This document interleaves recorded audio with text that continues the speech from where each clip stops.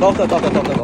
70 kvadratli joylarni yozda chillasida arzonga sovutmoqchi bo'lsanglar, eng zo'r taklif ko'rsataman. Shunga o'xshagan konditsionerlarni 70 kvadratligini olsanglar, eng kamida 8 milliondan 12 milliongacha pul sarflaysizlar. Bu sovutgich ham 70 kvadratga mo'ljallangan, portativ mobil ko'rinishda, lekin narxi ancha hamyonbop. Xuddi shunaqa Vadivno axladitellarni bozorlarda 2,5 million so'mdan salkam 5 million so'mgacha sotishayapti.